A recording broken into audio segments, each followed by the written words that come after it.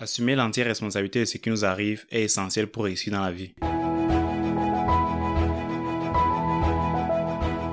Bonjour à toi et bienvenue, tu écoutes AfroBest, le podcast d'une jeunesse noire élite. Je m'appelle Arthur et c'est un plaisir de t'accueillir dans ce podcast. Ici, on fait le tour des thématiques telles que le développement personnel, l'accomplissement de soi, mais aussi et surtout l'afro-émancipation. Car je suis convaincu qu'une Afrique prospère implique que chaque Africain travaille à devenir meilleur. Ça te parle? Eh bien, abonne-toi et contribue ensemble à redorer le blason de l'Afrique. Très souvent après un incident, la question qui revient toujours est de savoir qui est le responsable. Car de même que la nature horreur du vide, il faut pour toute action un responsable. Certains vont jusqu'à appliquer ce même principe d'attribution de la faute dans leur vie. C'est de cette façon que nous récolterons tous les éloges quand il s'agit d'événements heureux dans notre vie et nous attribuons nos échecs, nos malheurs, nos mésaventures aux autres en rejetant ainsi notre part de responsabilité. C'est ainsi que nous lançons fréquemment des phrases telles que « c'est à cause de l'état si »,« c'est la faute de mon père si »,« ce sont les sorciers de mon village qui ont fait ceci, qui ont fait cela », etc. Cette pratique nous semble anodine mais cache en fait des inconvénients qui ont un impact considérable dans nos vies. Attention, je ne dis pas ici qu'autrui n'a pas, dans certains cas, sa part de responsabilité, mais plutôt que la nôtre est la seule qui devrait compter. Nous parlerons donc dans cet épisode premièrement des conséquences du fait d'attribuer la responsabilité de ce qui nous arrive aux autres et deuxièmement de ce que nous gagnerons à assumer l'entière responsabilité. Rejeter la faute sur les autres implique donc des conséquences dans nos vies telles qu'une éternelle médiocrité car même s'il est vrai que ça nous soulage et nous fait dormir paisiblement d'attribuer l'entière responsabilité de ce qui nous arrive aux autres, il est important de préciser que celui qui n'assume pas ses erreurs ne peut aucunement apprendre de ces dernières, les corriger et ainsi devenir meilleur. La médiocrité serait donc le compagnon de vie de ceux qui, malheur après malheur, échec après échec, attribueront la responsabilité à autrui. D'autre part, faire d'autrui le responsable de X ou Y de nos malheurs, c'est accorder à ce dernier le pouvoir sur notre vie. Je m'explique. Celui qui est responsable de notre malheur est donc ainsi, de manière implicite, responsable de notre bonheur. Quel privilège! Dire donc que vous n'êtes pas riche à cause de votre salaire qui, d'après vous, n'est pas suffisant, c'est donner le pouvoir à votre employeur qui détient donc grâce à vous son mot à dire sur votre rêve de richesse. Bizarre, n'est-ce pas? Mais c'est ce que nous faisons tous les jours et dans tous les domaines de notre vie quand nous rejetons la responsabilité de nos problèmes à autrui. De plus, il a noté que les excuses, les plaintes et les pleurnicheries deviennent nos activités favorites car d'après nous et de manière inconsciente, rien d'autre ne peut nous aider. D'aucuns y prennent même plaisir et ça devient entre nous une compétition dans laquelle celui qui se plaint le plus mériterait des autres leur soutien et leur compassion. Oubliant ainsi que chacun fait face à des difficultés au quotidien. Laisse-moi te raconter une petite anecdote pour finir avec cette partie. Il s'agit d'un ouvrier de chantier qui chaque pause déjeuner se retrouve à la cantine avec ses collègues. Lors des dites pauses, chacun mange ce qu'il a ramené de chez lui et à chaque pause, l'ouvrier en question se plaint d'avoir dans sa gamelle du poisson. Un jour, l'un de ses collègues lui dit, je cite, « Tous les jours tu te plains, mais quel genre de femme as-tu? Dis-lui de ne plus mettre du poisson dans ta gamelle. » Et l'ouvrier de répondre, « Je ne suis pas marié et je vis seul. » Je te laisse toi-même faire ton analyse de cette anecdote, mais je tiens pour ma part à te dire que nous sommes tous comme cet ouvrier.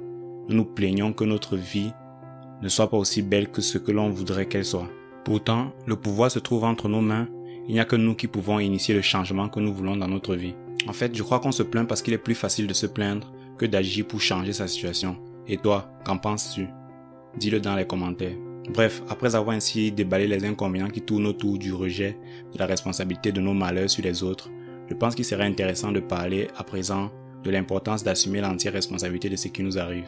Premièrement, assumer l'entière responsabilité de ce qui nous arrive nous permet de, en opposition à la médiocrité citée plus haut, de grandir mentalement et devenir meilleur, car reconnaître ses erreurs est la première étape vers l'amélioration de soi. Ça me rappelle une habitude que j'avais quand j'étais plus jeune. J'aimais jouer au foot, mais je n'étais pas très doué et puis encore, à chaque action décisive ratée, j'accusais soit ma godasse, soit la passe d'un de mes coéquipiers, qui, d'après moi, devait me servir un caviar pour que je puisse soit marquer, soit faire une belle passe. Les footeurs reconnaîtront le terme caviar qui signifie une belle passe. Bref, il est clair que je ne pouvais pas évoluer si je n'admettais pas que j'étais nul et qu'il me fallait travailler plus pour être un bon joueur. Aussitôt que j'eus accepté mes manquements, je commençais à jouer un peu mieux et à prendre du plaisir en jouant.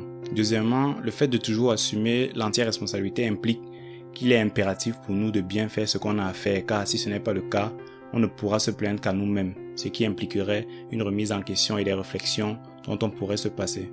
D'autre part, étant donné le fait qu'on reconnaît ses erreurs et ainsi qu'on évolue en permanence, les excuses ne font plus partie de notre langage car tout ce qui compte pour nous sont les résultats. On devient dès lors plus productif et j'irai même plus loin en disant que notre cerveau est désormais en mode solution et que le succès se trouve au prochain virage.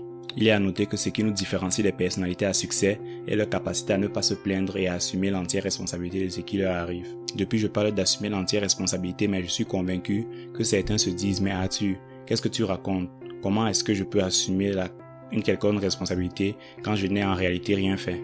Je suis complètement d'accord et en réponse à cela, je voudrais qu'on remarque ensemble que le mot responsabilité a pour racine le mot anglais response, qui signifie réponse en français. Et donc, même n'ayant aucune part de responsabilité dans ce qui t'arrive, ta réponse, ta perception de ce qui t'arrive est de ta responsabilité.